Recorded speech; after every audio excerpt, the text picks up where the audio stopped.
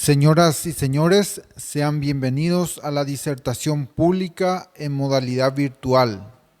Este evento se enmarca en línea de investigación para presentación de la defensa de tesis de las doctorandas Mirta Raquel Britos Fernández, Carolina Esther Oviedo Vázquez y Ramona Agustina de Matei. Agradecimientos a la Universidad Nacional de Villarrica del Espíritu Santo, UNVES, en la persona de su rector, Magíster Simón Benítez, vicerrector ingeniero Ernesto Sebastián Montalvetti, directora general académica Magíster Norma García, a las autoridades de la Facultad de Ciencias sede Cazapá, decana, profesora magíster Juana Jiménez de Bollino, vicedecano, licenciado Wilson Dávalos, coordinadores de carreras, magíster Lidia Escalante, licenciada Silvia Chamorro, licenciado magíster Tadeo Jiménez, directores académicos, doctora Edith Maricel Duarte Moreno y el magíster Rolando Rojas. Algunas observaciones antes de arrancar con el desarrollo de los temas. Si ha llegado a esta transmisión sin estar inscrito debidamente, le pedimos que llene el formulario de inscripción siguiendo el enlace que le dejamos en el comentario más abajo de este video. Es importante rellenar el formulario correctamente para recibir su certificado de participación. A continuación, iniciamos el ciclo de ponencias a cargo de las mencionadas doctorandas. Primeramente, tenemos la participación de la doctoranda Mirta Raquel Britos Fernández. Tendrá a su cargo el desarrollo de dos temas. Primero, neuromitos en la educación y segundo, relevancia de las neurociencias en la educación. Bienvenidos todos en esta primera ponencia sobre neuromitos en educación. Soy la doctoranda Mirta Britos. Entonces, hoy estaremos viendo sobre lo que es, para poder entender lo que son neuromitos, estaremos viendo algunos conceptos sobre lo que es la neurociencia en educación. Las neurociencias estudian al sistema nervioso y al cerebro desde aspectos estructurales y funcionales. Han posibilitado una mayor comprensión acerca del proceso de aprendizaje. La investigación neurocientífica ha recibido mucha atención desde 1990 al 2000, que fue declarada la década del cerebro en los Estados Unidos. Desde la aparición de las neurociencias en el panorama mundial, ha habido desarrollos crecientes en la producción de nuevos conocimientos del área que han sido puestos en primer plano, dada la relevancia de algunos descubrimientos sobre el cerebro y su funcionalidad. En el plano educativo, las neurociencias comenzaron a ocupar un puesto importante como generador de conocimientos sorprendentes gracias al desarrollo de las técnicas de neuroimagen y electroencefalograma, entre otros.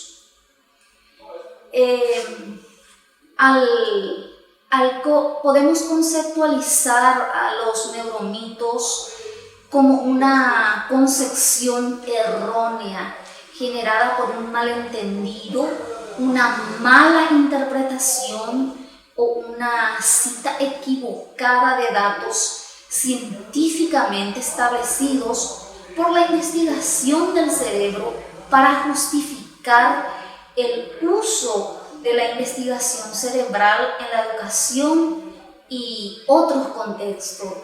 Esto lo ha dicho la Organización para la cooperación del desarrollo económico.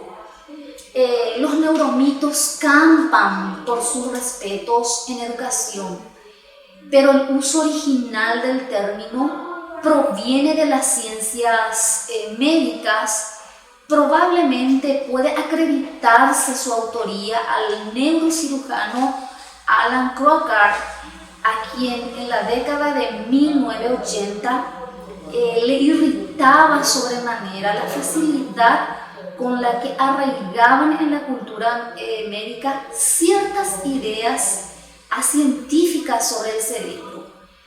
Estas creencias erróneas sobre el cerebro son ampliamente aceptadas como hechos científicos por docentes de diferentes partes del mundo y tienen su origen principalmente en investigaciones científicas que han sido malinterpretadas o sobreestimadas en sus alcances. Este despliegue de avances ha hecho que las neurociencias hayan aumentado su nivel de popularidad en esta última década, por lo que desde hace un tiempo en los países desarrollados se busca implementar metodologías que permitan mejorar los aprendizajes de los estudiantes con base en el conocimiento neurocientífico. Las neurociencias se han instalado en la mente colectiva de los docentes, generando, por un lado, un aprendizaje sobre el funcionamiento del cerebro y sus propiedades, y por el otro, de conocimientos distorsionados con efectos negativos.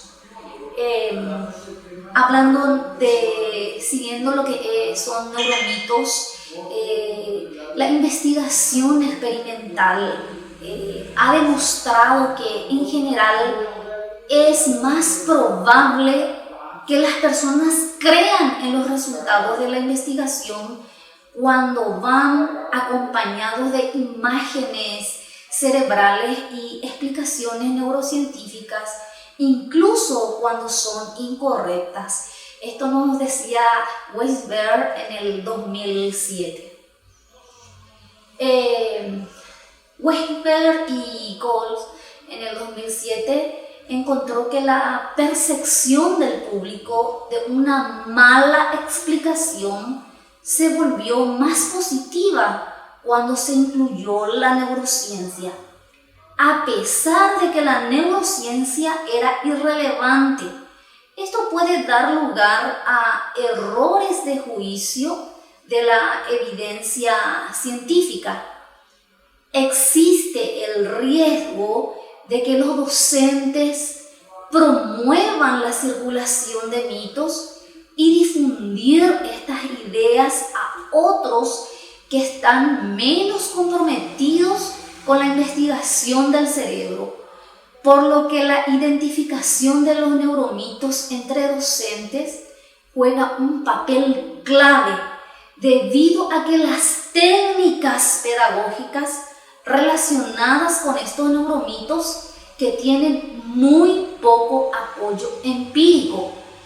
Los neuromitos han sido investigados en varios lugares del planeta, así como Europa, China, Reino Unido, Holanda, Grecia, España, lo que es Latinoamérica, por citar Colombia, Chile, Brasil, Argentina y hoy día Paraguay. Neuromitos más comunes en el ámbito educativo. Solo usamos el 10% de nuestro cerebro. ¿Verdadero? ¿Falso? Las modernas técnicas de visualización cerebral como la tomografía o la resonancia magnética funcional permite observar el cerebro en vivo.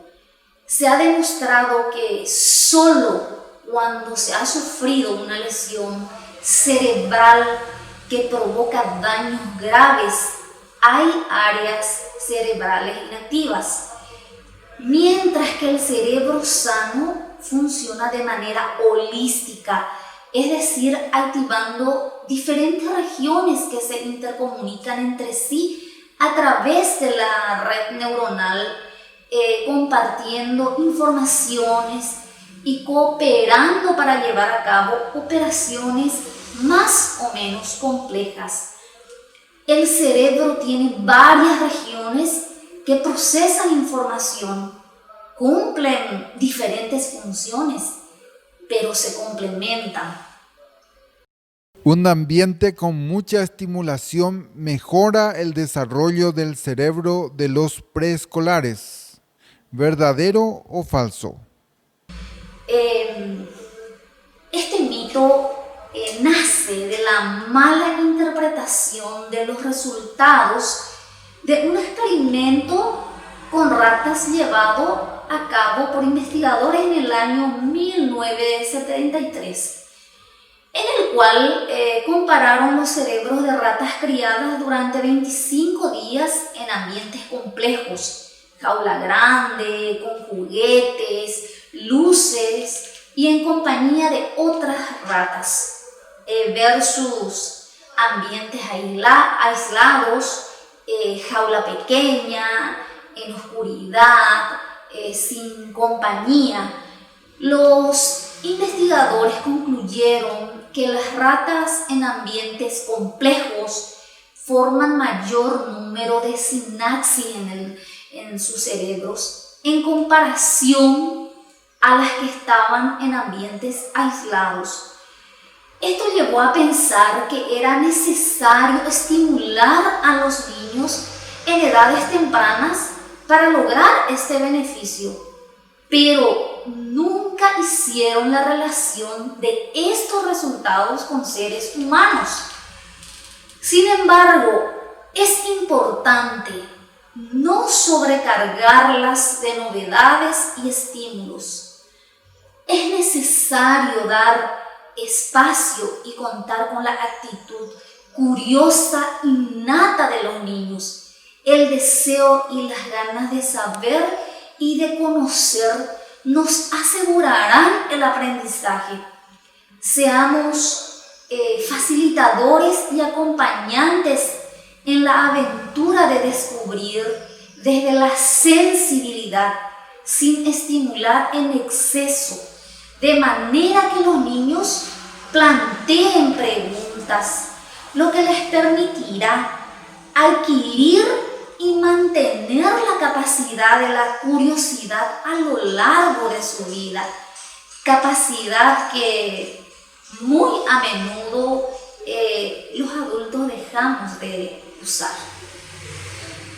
La educación no puede remediar problemas de aprendizaje relacionado con el desarrollo de las funciones cerebrales. ¿Verdadero o falso? La implementación de un adecuado programa educativo para mejorar un problema de aprendizaje en específico tiene impactos positivos en las habilidades involucradas. Por ejemplo, la aplicación de un entrenamiento en computadora para niños con discalculia tuvo efectos positivos en habilidades como la resolución en problemas aritméticos y representación espacial de los números, y esto lo ha demostrado Prusian en el año 2011. La educación, cuando es planificada e implementada de manera adecuada, efectivamente puede mejorar ciertas diferencias en el desarrollo del cerebro que derivan en dificultades para el aprendizaje. Las personas aprenden mejor cuando reciben información en su estilo de aprendizaje preferido, por ejemplo, auditivo, visual, kinestésico. ¿Verdadero o falso? En el ámbito educativo se llegó a categorizar a los niños según su modalidad sensorial preferida para aprender, ya sea por visualización, por audición y otros.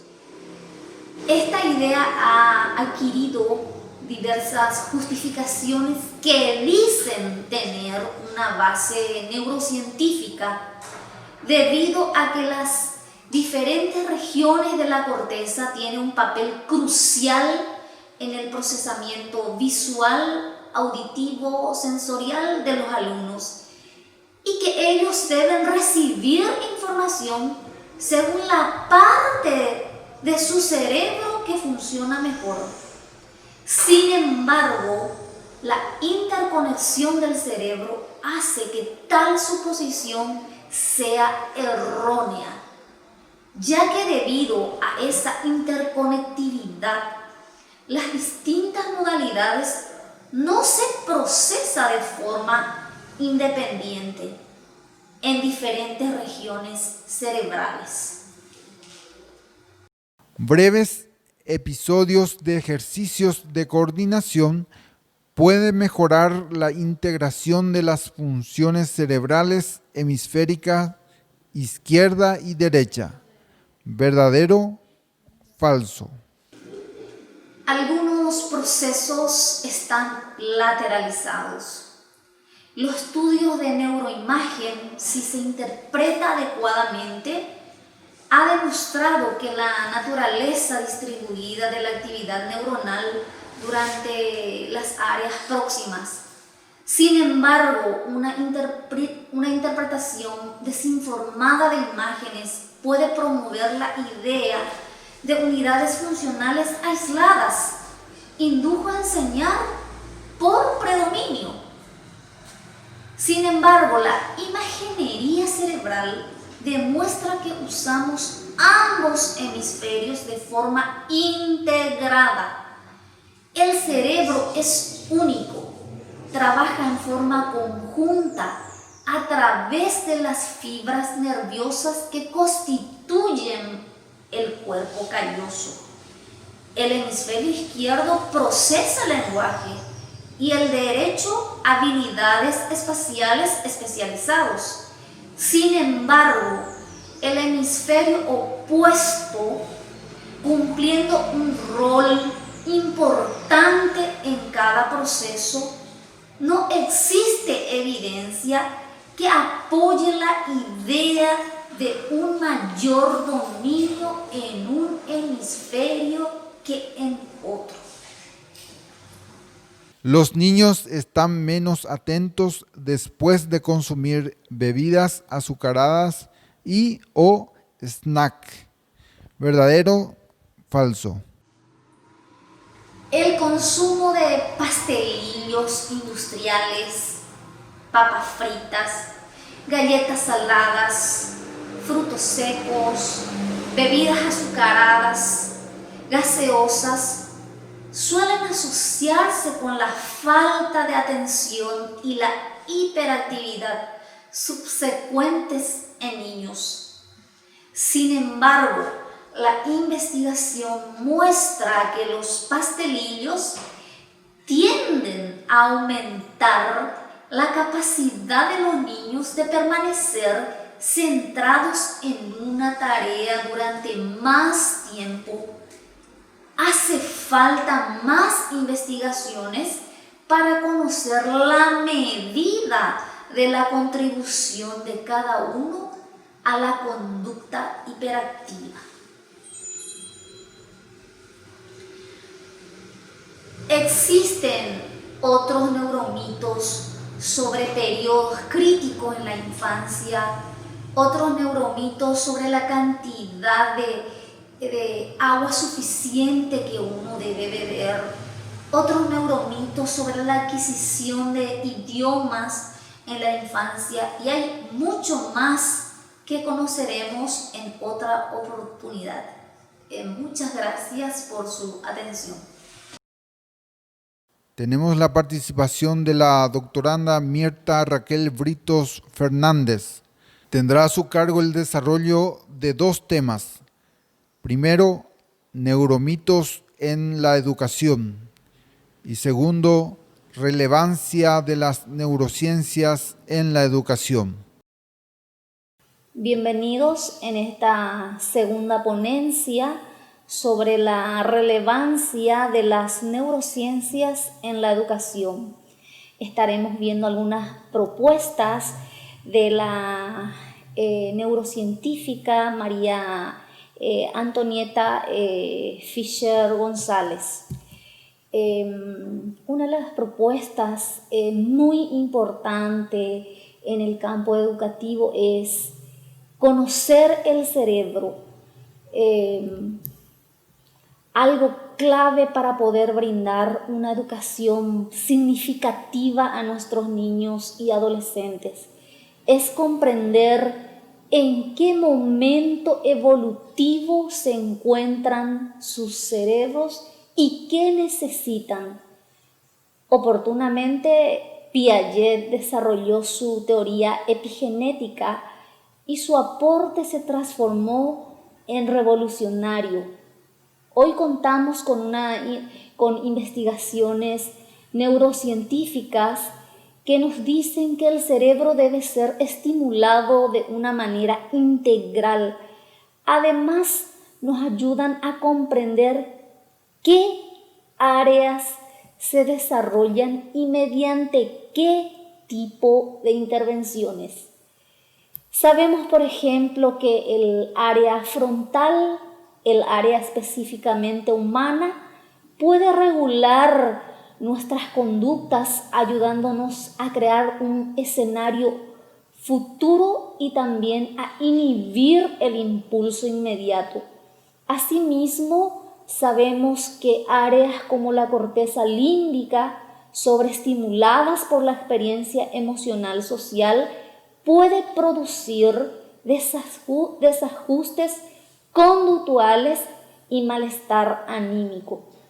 En la adolescencia, el cerebro sufre un cambio importante en cuanto a los ritmos de la vigilia, descanso. Los horarios muy tempranos son contraproducentes y la escuela ya debería de plantearse la posibilidad de iniciar la cursada en horarios más tardíos por la mañana o en horarios vespertinos. El otro tip que nos da valorar la importancia del contacto con la naturaleza y con el mundo social. Valorar la importancia del contacto con la naturaleza y con el mundo social de una manera espontánea en el transcurso de los primeros años especialmente, pero en la vida del educando en general. Esto le permite construir las formas, los colores, el movimiento y la profundidad que dan esencia a los conceptos y a las ideas. Las experiencias nuevas y llenas de exploración sensitiva enriquecen su mundo interno y la fantasía que va a dar lugar a su creatividad e intuición. Otro punto muy importante a tener en cuenta es intentar que el niño indague por sí solo. Intentar que el niño indague por sí solo e intente por distintos medios encontrar la explicación de los fenómenos que estudia. La curiosidad y lo que llamamos la atención pura, la mente de principiante es clave.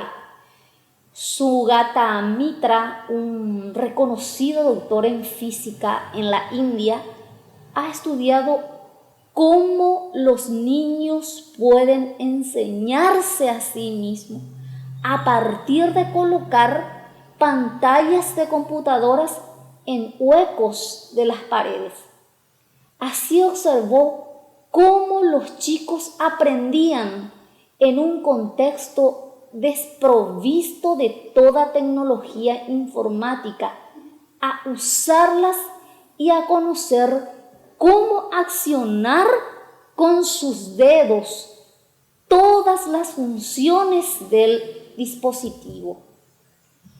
Otro punto importantísimo a tener en cuenta en educación es articular la enseñanza a los procesos cognitivos emergentes y a las capacidades que los mismos manifiestan. Articular la enseñanza a los procesos cognitivos emergentes y a las capacidades que los mismos manifiestan.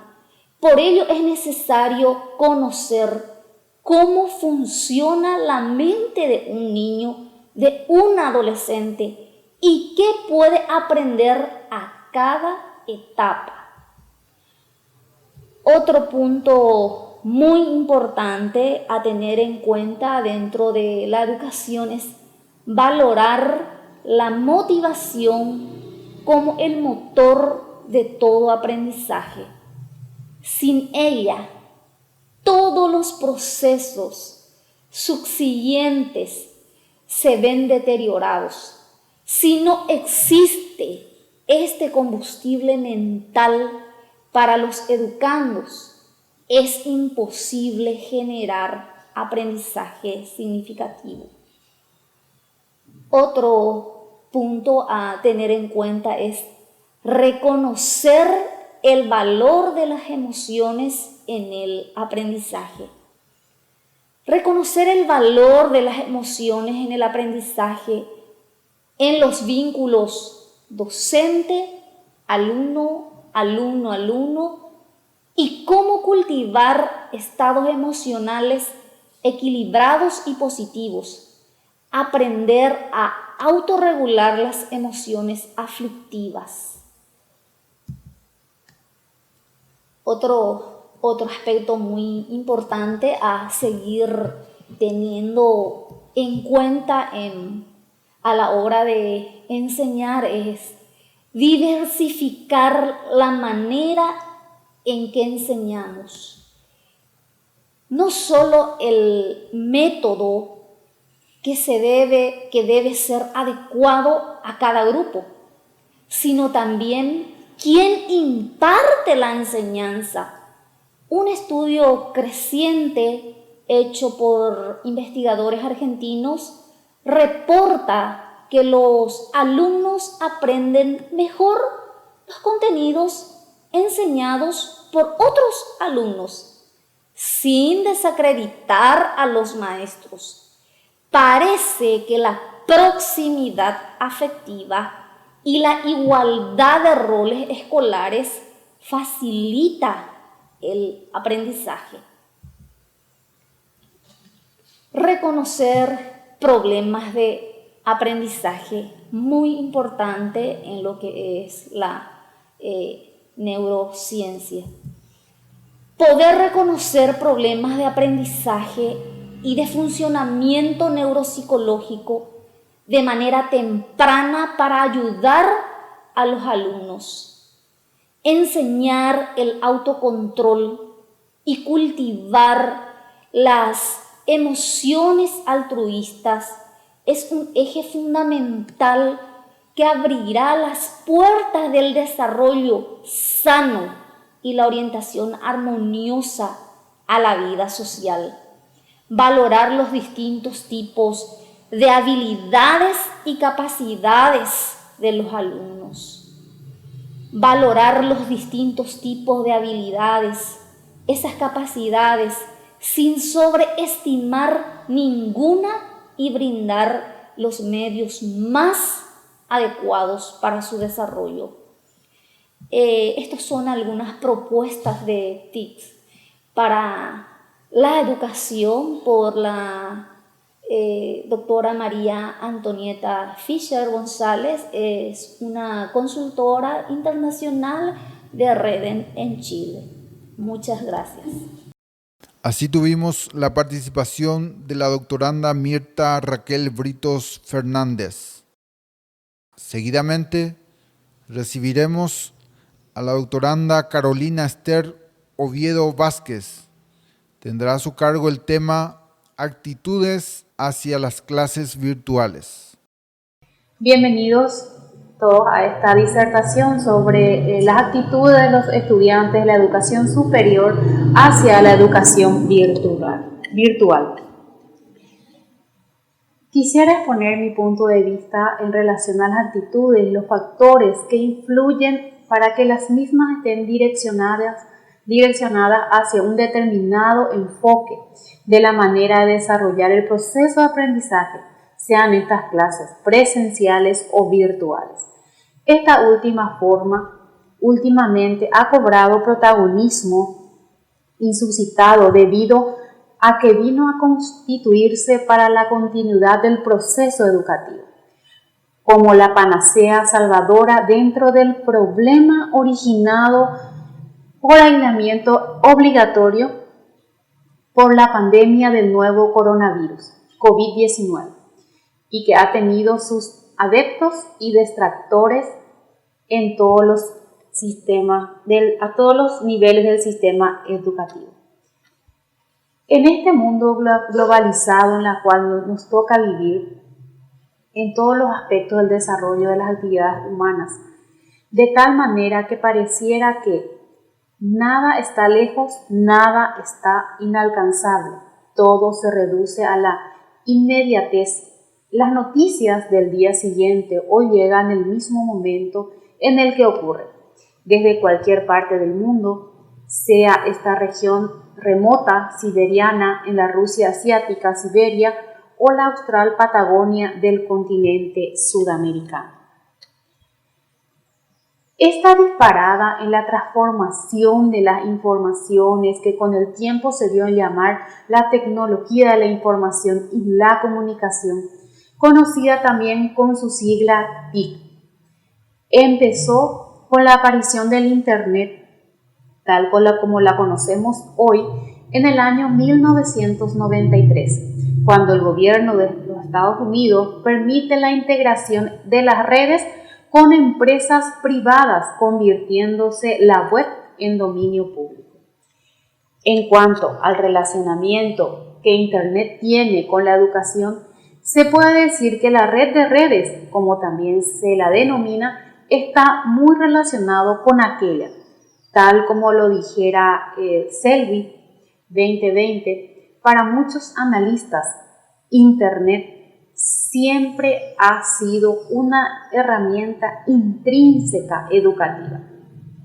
De hecho, muchos afirman que las características principales de Internet coinciden en gran medida en los intereses centrales de la educación. Por ejemplo, tanto Internet como la educación tienen por objeto el intercambio de información, la comunicación y la creación del conocimiento. Las clases dictadas a través de la plataforma virtual utilizando la tecnología del Internet es una modalidad educativa que desde la aparición de esta nueva forma de comunicación ha ido cobrando un acelerado auge como alternativa de enseñanza que ofrecen muchas instituciones educativas. No obstante, hasta hace muy poco, el principal modelo educativo ha sido el de la modalidad presencial, es decir, de enseñanza-aprendizaje tradicional en el que el alumno o estudiante asiste en una clase conjuntamente con el docente y éste dirige la clase en forma directa. Algunas instituciones se encontraban en proceso de implementación paulatina de las clases virtuales, alternando con las desarrolladas en las aulas, en una modalidad mixta denominada semipresencial. Con toda la innovación, las clases virtuales presentan sus ventajas y desventajas. Y estas últimas se dan con mayor acentuación en países en vía de desarrollo como es nuestro país. En nuestro país, el Internet para muchas personas todavía es un artículo relativamente de lujo, aun cuando la mayoría cuenta con dispositivos que funcionan con aplicaciones basadas en el mismo. Pero al hablar de implementación de una actividad sistemática, en este caso con fines educativos, ya empiezan a surgir voces de preocupación en cuanto a la velocidad, accesibilidad, cobertura, capacidades necesarias del equipo terminal de red, llámese teléfonos celulares o computadoras. Con la aparición del coronavirus a finales del año 2019, la Organización Mundial de la Salud ha resuelto denominar COVID-19, declarándola pandemia mundial justo en épocas que deberían haber estado empezando las actividades en todos los niveles educativos en nuestro país, correspondientes al primer semestre del año 2020. En el país, como prácticamente en todo el mundo, inmediatamente fue declarada una cuarentena sanitaria, imponiendo el distanciamiento social obligatorio y la adopción de medidas preventivas de urgencia, entre las cuales se dispuso la suspensión total de las actividades escolares presenciales por tiempo indeterminado. La educación no estuvo inmune a esta pandemia, que en muy poco tiempo se enseñoreó por el planeta, dejando como resultado la muerte de miles de personas y enormes perjuicios en todos los estratos sociales, y cuyas consecuencias nadie imaginaba y por lo tanto ha tomado prácticamente de sorpresa a todos.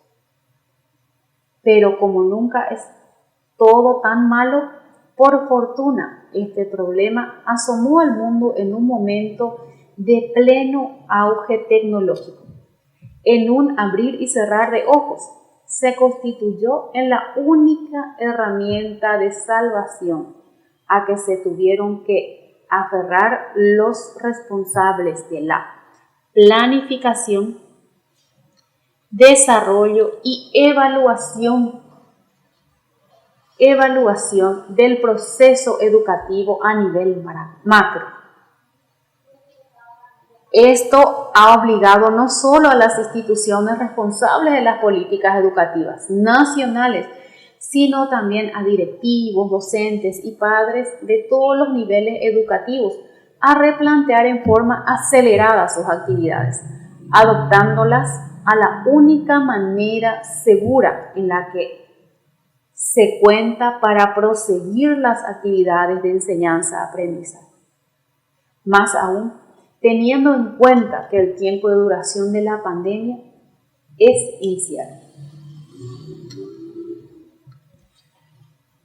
Ante esta desagradable perspectiva, se ha recurrido a la acción más valedera con la que se contaba en ese momento, la cual es impartir la enseñanza a través de Internet, utilizando las diversas aplicaciones y redes sociales, que afortunadamente abundan en nuestros días.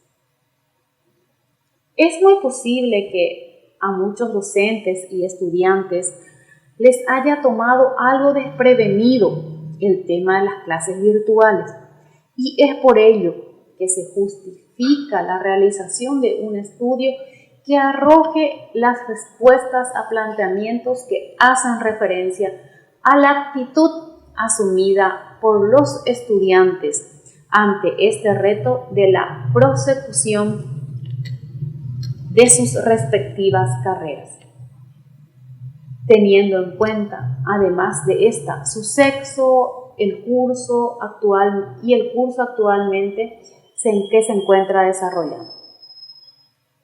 A pesar de que la juventud se encuentra bastante adelantada en cuanto al manejo de las herramientas tecnológicas, en esta oportunidad la circunstancia ha obligado a la implementación de una manera, hasta si se quiere decir, imprevista el desarrollo de las actividades académicas, en todos los niveles, a través de los medios virtuales. Pero como todo lo nuevo siempre trae aparejado un poco de temor, duda o incertidumbre, existe la posibilidad de que tanto docentes como estudiantes de la educación superior adopten ciertas evasivas hacia la misma. Estas actitudes de cierto recelo que se pueden presentar entre los protagonistas principales del estamento educativo constituido por docentes y estudiantes puede ser catalogado como una reacción normal, incluso predecible, considerando que la educación virtual se ha vuelto de la noche a la mañana en la única opción para la continuidad de las actividades pedagógicas. En un tiempo en que, debido a la actual pandemia del coronavirus COVID-19, las clases presenciales fueron suspendidas totalmente, las cuales, para muchos, era la única manera conocida de participación en el proceso de enseñanza-aprendizaje, motivo por el cual creemos es importante hacer algunas reflexiones. En primer lugar, es importante mencionar que no se puede emitir juicio de la valoración categórico en cuanto a la actitud que pueden tomar los estudiantes ante un cambio de paradigma en la manera cotidiana de desarrollar los contenidos, las asignaturas de la carrera y nivel o semestre que se encuentran cursando. Antes de entrar con mayor profundidad en el tema que nos ocupa, es importante efectuar una definición de manera específica lo que es una actitud. En este aspecto, una definición clásica de actitud es la establecida por Alport, que la considera un estado de disposición mental y nerviosa, organizado mediante la experiencia que ejerce un influjo directivo dinámico en la respuesta del individuo a toda clase de objetos y situaciones. Al hacer un análisis de este concepto de actitud, se puede entender que la adopción de tal o cual actitud depende de muchos factores que en un conjunto determinado determinan el rumbo que señala ese estado de disposición mental y nerviosa, generado a partir de una situación determinada. Una persona que se encuentra en el último semestre de la carrera de licenciatura, que ha durado 4 o 5 años y que no ha tenido la necesidad u oportunidad de hacer uso de las tecnologías de la información y la comunicación, las TIC, puesto que siempre ha cursado su carrera de manera presencial en aula con un profesor que dirige las actividades académicas propias de su asignatura, pero que de manera abrupta, debido a factores exógenos a lo estrictamente académico, se ve obligado a continuar los últimos tramos de sus estudios a través de una plataforma virtual. Es previsible que vaya a tener una actitud no muy amigable con esta forma de actividad académica virtual. Pero, sin embargo, un estudiante que ya cuenta con o haya tenido alguna experiencia en el manejo de las TIC, y ha tenido oportunidad de desarrollar sus actividades académicas, por lo menos de manera intercalada. Con el sistema tradicional, con la virtual, no va a tener el mismo nivel de estrés que aquel que nunca experimentó esa experiencia. Yendo a un estudio realizado por Hernández Godoy, Fernández Morales y Pulido en el año 2018, en relación a la actitud hacia la educación en línea en estudiantes universitarios, en la que participaron 47 estudiantes de carreras universitarias, técnicas, maestrías, posgrados en educación en línea de la Universidad Galileo de Guatemala. Los resultados indican que los estudiantes con experiencia previa en tecnología y cursos en línea que reciben una educación con tutores preparados en un sistema fácil de utilizar y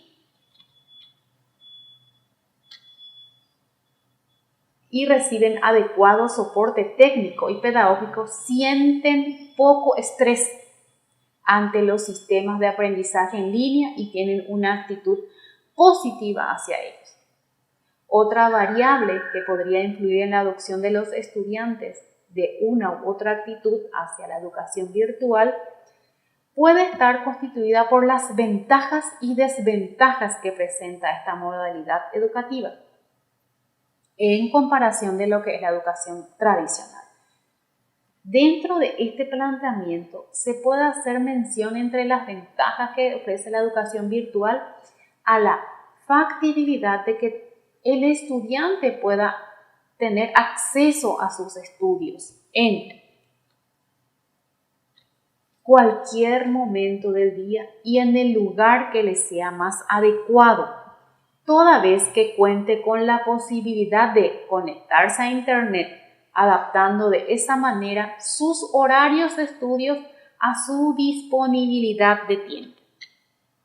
Esto también, por otra parte, permite al estudiante la posibilidad de ahorrar tiempo y dinero, ya que no necesita desplazarse físicamente desde un lugar de residencia o conexión al local del centro de estudios, contando con la posibilidad de ampliar su margen de cobertura, por lo cual quedan limitadas las barreras de lugar y tiempo, permitiendo estudiar en otra ciudad, incluso fuera del país, en el que funciona una institución educativa en la que se encuentra realizando sus estudios.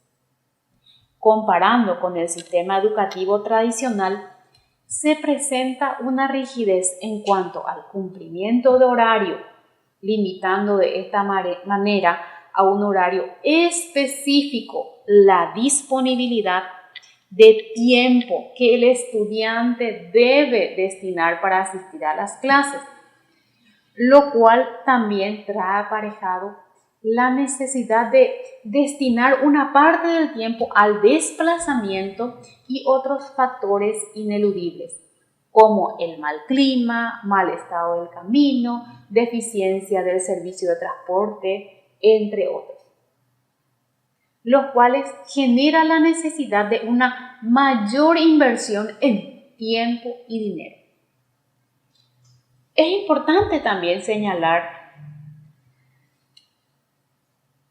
otro aspecto que radica que el sistema de enseñanza tradicional presenta una desventaja muy resaltante en cuanto a las condiciones de acceso a la educación a personas con discapacidad física, como también para aquellas que residen en localidades muy alejadas del centro de estudio o la institución o la universidad, que tengan recursos limitados en cuanto a forma de transporte, entre otros.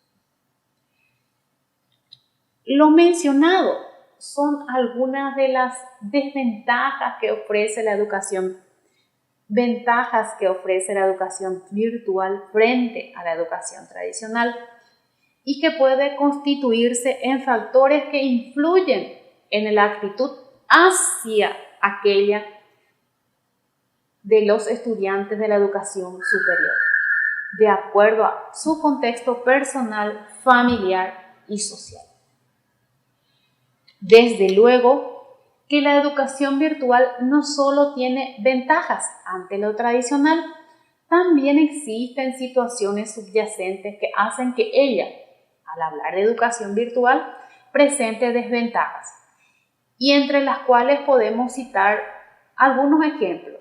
Muchos estudiantes pueden llegar a encarar sus estudios a través de este método, con pasividad engañosa, al percibir como algo más fácil, cosa que no es cierta, ¿verdad? Pero otro problema que se puede presentar consiste en que muchas veces no se cuenta con una estructura pedagógica completa y adecuada, con procesos cognitivos, técnicas de aprendizaje, entre otros. Al no haber contacto personal entre pares y docentes, se genera una brecha en la relación estudiante entre sí y los respectivos docentes, interrumpiendo aquellos lazos afectivos que se generan en un ambiente de clase de aula. Esta situación puede resultar hasta desconcertante a estudiantes que tengan en especial estima el contacto personal. Esto es un problema típico de países en desarrollo como el nuestro. Consiste en la mala calidad de las conexiones a Internet. También se puede presentar falencias en el propio equipo, material de trabajo, las cuales pueden generar retrasos e interrupciones.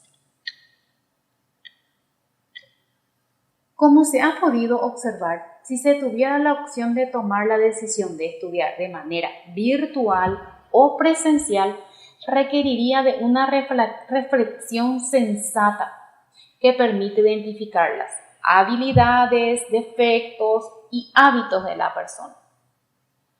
Si se trata de una persona emprendedora, creativa, de un alto gusto por la tecnología y que desea llevar sus estudios y trabajo conjuntamente, evidentemente lo más indicado sería llevar sus estudios en la modalidad virtual. Y la actitud hacia esta modalidad educativa sería posiblemente muy positiva. Sin embargo, si se trata de una persona joven, estudiante, que tiene mayor inclinación en el fortalecimiento de vínculos emocionales, que le resulta difícil tener una adecuada concentración para estudiar frente a la pantalla de un ordenador o computadora, prefiere entablar conversaciones a fin de intercambiar opiniones, generar espacios de debates en un ambiente grupal de carácter presencial. Evidentemente tendría una actitud diferente hacia las clases virtuales, puesto que sus preferencias se encuentran más enfocadas hacia las clases presenciales en este punto. Se puede presentar el caso en que una persona tenga igual interés en los dos enfoques mencionados, la presencial y la virtual.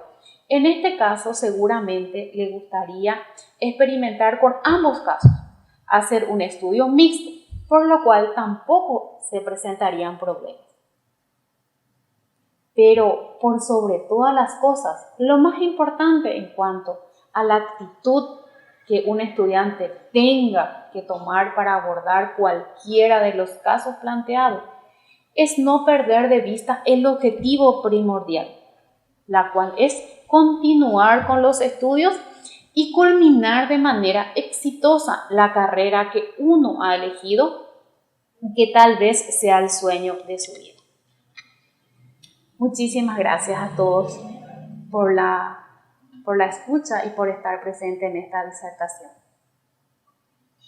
De esta manera tuvimos la participación de la doctoranda Carolina Esther Oviedo Vázquez. Seguidamente y como último tema, vamos a escuchar a la doctoranda Ramona Agustina de Matei. El tema que tiene a su cargo se titula El rol de la investigación en la educación universitaria. Adelante, profesora. Bienvenido a la ponencia. En este momento yo les voy a hablar sobre el rol de la investigación en la universidad, en la educación universitaria. Este trabajo que es la investigación, sabemos que tiene una base con la certeza de la importancia de la investigación como una de las funciones sustantivas de la universidad. Y dentro de ese marco de acciones a ser tomada, el convencimiento de sí, se desea mejorar continuamente la calidad de la educación y en particular la docencia. Es imprescindible que los docentes se conviertan en investigadores de su propia práctica. Este espíritu de investigación debe ser transmitida de una manera clara a los estudiantes, desde el primer momento en que se empieza a recibir la transferencia de nuevos conocimientos en el nivel de la educación superior. La investigación debe ser concebida no solo como un conocimiento complementario, más de una determinada carrera, sino que debe ser considerado como un eje fundamental dentro del proceso de la formación e incluso después de haber culminado la carrera, convirtiéndose en una aptitud y actitud que constituya en gran parte inherente al profesional egresado universitario, de tal forma que sienta como una necesidad el deseo de seguir sumando nuevos conocimientos a su campo de especialización principalmente. Por ello, muchas veces tenemos que tener en cuenta que es necesario que el plantel directivo, docentes, estudiantes, que tengan que, por decir de alguna manera, actualizando su concepción sobre la investigación dentro del ámbito de la universidad, debe tener una sobrada conciencia de la necesidad de contar con estudiantes plenamente capacitados para asumir su rol de investigador dentro de una sociedad. Esta necesidad muchas veces se manifiesta en forma mucho más aguda en una como la paraguaya, que se encuentra en el proceso de desarrollo en todos los aspectos que hace, que de una manera muy dinámica puedan surgir interrogantes, problemas, planteamientos y sistemas que demandan respuestas adecuadas al contexto y a la necesidad específica. La necesidad de la investigación, por eso tenemos que entender en esta actualidad que están sujetas a más demanda, cada vez de mayor complejidad que en otras etapas históricas, porque demandas que a menudo son contradictorias entre sí y que cambian con rapidez, generando un escenario constante, incertidumbre, situación que está invisibilizada y naturalizada como parte de este oficio. Así como la tendencia popular de considerar que el trabajo investigativo se circunscribe únicamente a los laboratorios. La informalidad, la ambigüedad, arréglese con que se pueda frente a estas nuevas necesidades, demandas y exigencias sociales, constituyen en contenido del trabajo de investigación en todos los frentes. Es decir, todos tenemos que estar atentos, docentes, estudiantes, directivos. Ahora, el doble discurso que se genera al existir, por un lado, las políticas oficiales en donde se le otorga un alto valor a la educación y el papel de los docentes, mientras que a otro lado se observa el abandono de escuelas y el desfinanciamiento del sistema educativo, producen tensiones a lo prescrito del trabajo docente, y lo que sucede en concreto, el trabajo real se presenta como realidades opuestas. De hecho, de que la profesión del educador se halla como mínimo desprestigiada y existe una tendencia significativa de considerar a los docentes como los únicos responsables de los resultados educativos. En las universidades la situación no es diferente tampoco. Si bien el estatus del profesor universitario se ha considerado históricamente como superior al de los profesores de otros niveles, su desempeño no está exento de compromisos y cuestionamientos, conflictos.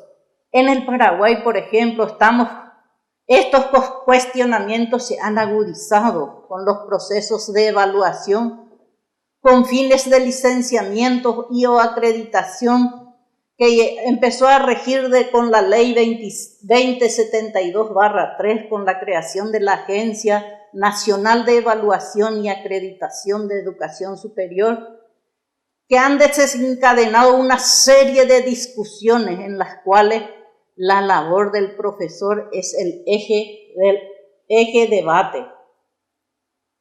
Ahora bien, las universidades que se preocupan por cumplir con el proceso de acreditación y responder a las demandas sociales, a veces adoptan medidas de distinta naturaleza. La gran mayoría conciben políticas y diseña estrategias con grupos de expertos que posteriormente forman a los capacitadores, que finalmente entran en un contacto a los docentes para indicarles cómo deben desarrollar sus actividades de acuerdo con las nuevas exigencias.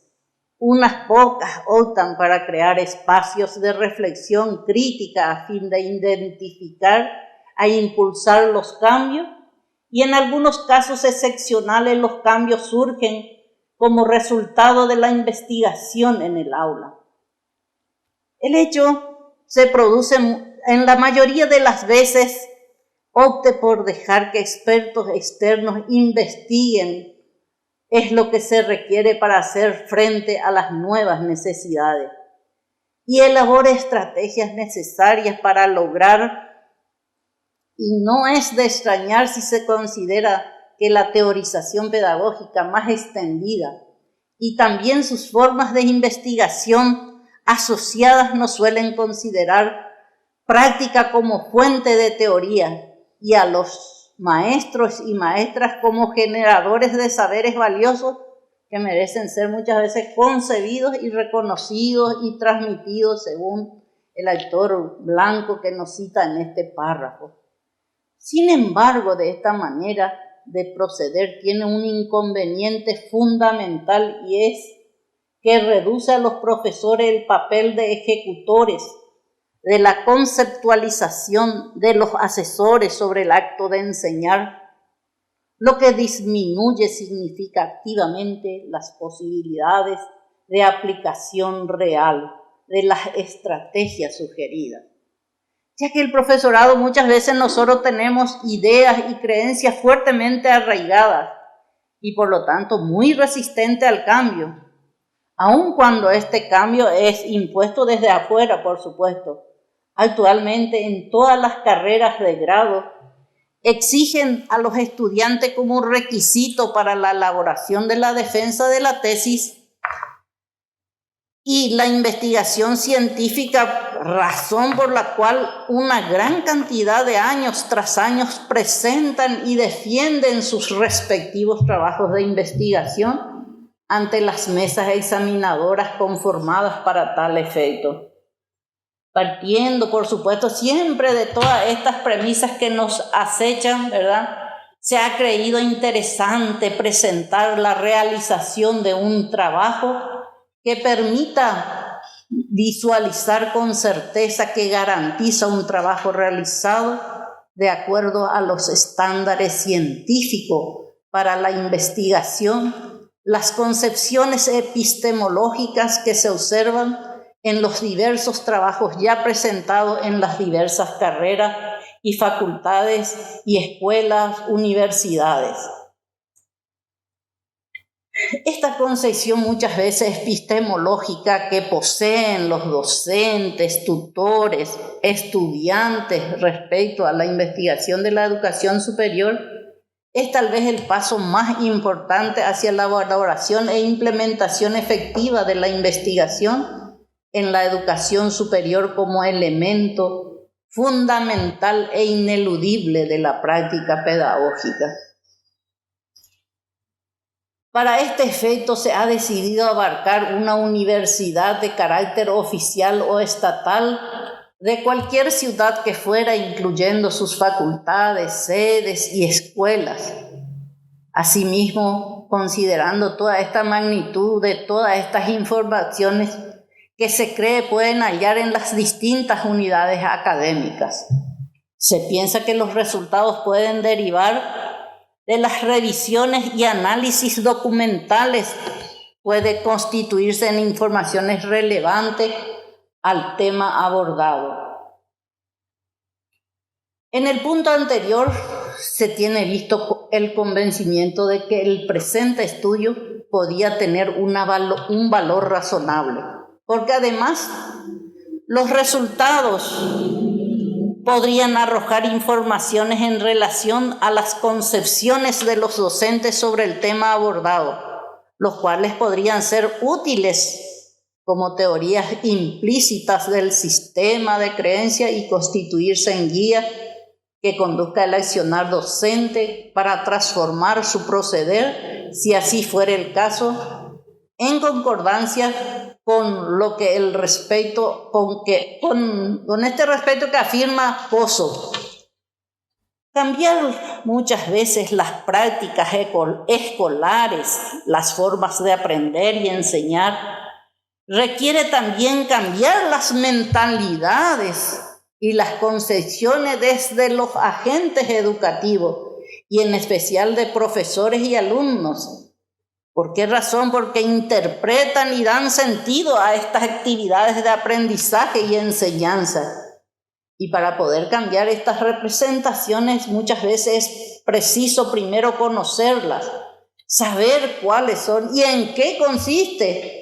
¿Cuál es su naturaleza representacional?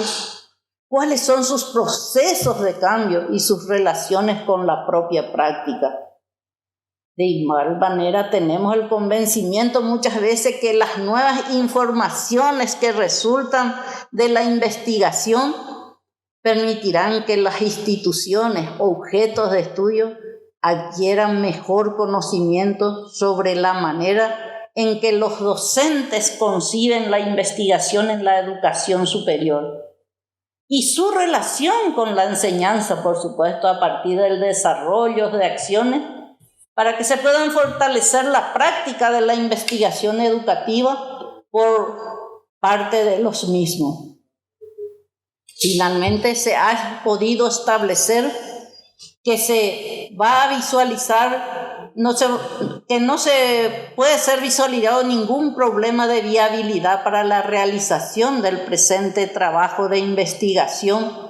Todos estos requisitos demandan que cosas normativas, éticas, que muchas veces nos hemos olvidado que existen estas normativas, instituciones y sobre todo lo que hace a la rigurosidad de una investigación de carácter científico relacionada a la educación, la cual sigue siendo un proceso muy amplio y muy complejo, por lo que se espera que este trabajo contribuya, aunque sea un poco más, a su mejor comprensión.